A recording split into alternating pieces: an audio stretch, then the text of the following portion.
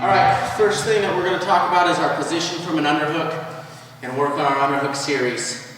When we get an underhook, first thing we want to know is we do not want our legs to be outside of his legs.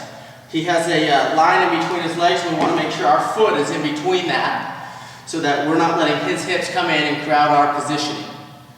This way we can push forward, pull backwards, but we can still keep our foot in the center so that we're keeping our hips in front of his hips. Also, a little bit more on the positioning. What I want to do from here is with my underhook, I want to be pulling down on his shoulder, and I'm almost flexing my bicep, pinching his arm between my forearm and my bicep here. This keeps the arm tight. If he tries to limp arm out of it, I'm keeping it tight with my shoulder by flexing and pinching my forearm and my bicep together.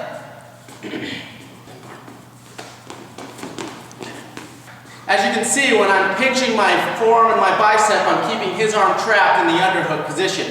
As he tries to limp arm out, I'm still pinching it there. I'm pulling it tight. I keep everything tight. If I loosen up, he's going to limp arm and come right down. With my hips, not only do I want my foot in the center to keep good position, but I want to keep my hips relaxed. I don't want my hips too far in. If I get too far underneath him, he's just going to drive me over, trip me with his knee.